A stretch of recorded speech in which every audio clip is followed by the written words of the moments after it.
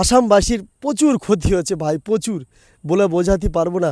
Title video নিয়ে এসেছি না, আপনাদের বলে বোঝানো যাবে না। আসামে কি হচ্ছে জানো?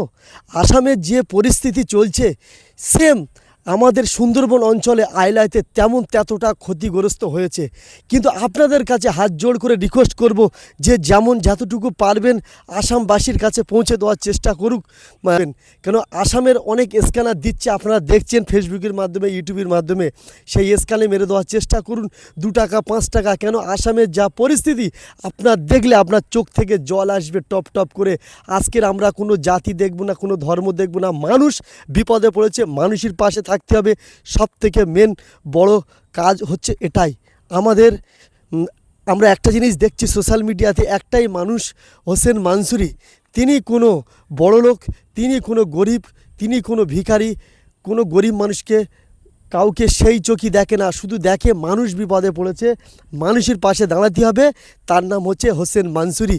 তিনি শুধু আজকের আসামে বন্যা হয়েছে বলে আজকের আসামের মানুষের পাশে আছে সেটা না, যেখানে যা ঘটছে সেখানে সেই জায়গায় সেই মুহূর্তে পৌঁছাচ্ছে।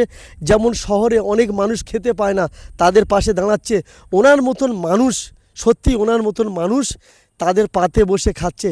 এটাই হচ্ছে ভারতবাসী না, গোটা পৃথিবীর মানুষ ওনাকে রিয়েল হিরো হিসেবে ভাবে, রিয়েল হিরো। আমি মনে করি হোসেন মানসুরি, ওনাকে অনেক অনেক ভালোবাসা আমাদের তরফ থেকে। আর আসামবাসীর প্রচুর ক্ষতি হচ্ছে ভাই, প্রচুর বলে বোঝাতে পারবো না। আসামবাসীর পাশে থাকো, তাদের অন্তত দূর থেকে হলেও আপনারা চেষ্টা করুন কিছু দেওয়ার জন্য। আসামে কিচ্ছু নেই, সত্যি ভাই কিছু নেই। আপনারা দেখছেন বং মিডিয়া উজ্জ্বল দাদা, তিনিও ভিডিও করে পোস্ট করেছে, আপনারা দেখছেন। আর বিশেষ করে আরেকটা কথা বলবো, যারা সোশ্যাল মিডিয়াতে কাজ করেন, যে যেমন যতটুকু ইনকাম করবে চেষ্টা করবেন কিছু টাকা ডোনেট করো আসামের জন্য। কেন সত্যি কথা বলতে আজকের আমরা ভালো আছি বলে আমরা কিছু বুঝতে পারছি না।